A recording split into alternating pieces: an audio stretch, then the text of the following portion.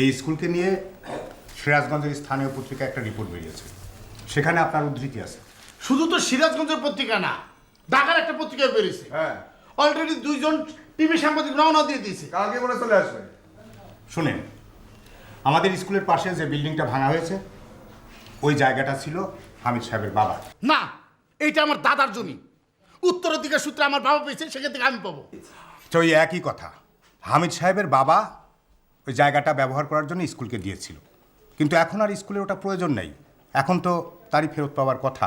অথচ পত্রিকা লিখেছে এই জায়গা নাকি স্কুলের, হামিদ সাহেব জোর করে সেটা দখল করতে চাচ্ছে।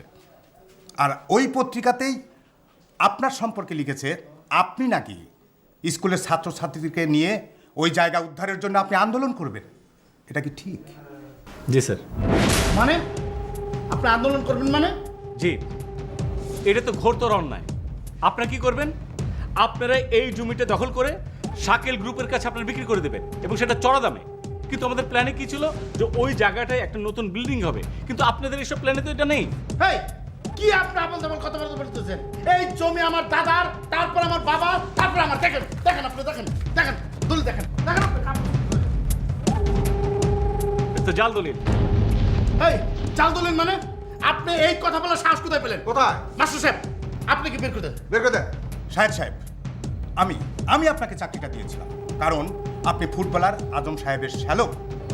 আমি ভেবেছিলাম আপনি খুব ভালো মানুষ, কিন্তু ভেতরে তো দেখছি আপনি অন্যরকম।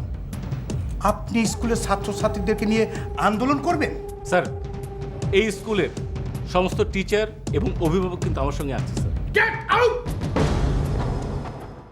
শুনুন সাহেব, আমি আপনাকে একটা ওয়ার্নিং দিচ্ছি। আপনি যদি এই স্কুলে থাকতে চান তাহলে এইসব আন্দোলন ফান্দোলন ছাড়ুন। আমি সবাইকে নিয়ে বসবো এবং আগামীকালই বসবো, সেখানে সবাই থাকবে, আপনিও থাকবেন। আর সবার মতো আপনাকেও এই স্কুলের পক্ষে যাতে কোনো হুমকি স্বরূপ কোনো কথা না হয় সেইভাবে আপনি কথা বলবেন, তা না হলে। নাহলে কি করবেন স্যার? স্যার, আমি একটা কথা সবসময় শিখেছি এবং সেটা বলতে চাই, আমি নিজে জীবনে কখনো অন্যায় করিনি। যারা অন্যায় করবে তাদের সঙ্গে আমি নেই। আসুন স্যার। হ্যাঁ? কি বলে? ঘাট ধরে বের করে দিতে পারলেন না?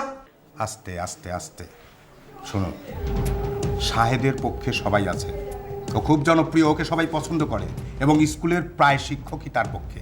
এই সময় যদি তাকে ডিসমিস করা যায় তাহলে কিন্তু হইচই হবে। কিন্তু উনি তো বসে থাকবে না। না। সেটাই এখন চিন্তার বিষয়। হ্যাঁ, পত্রপত্রিকা লেখালেখি শুরু হলে তো বিপদ হবে। বুঝতে পেরেছি।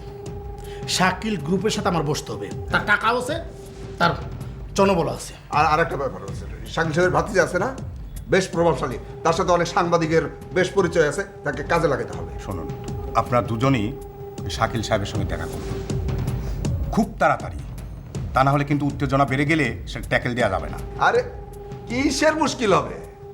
হ্যাঁ, করতেছি, সব করতেছি।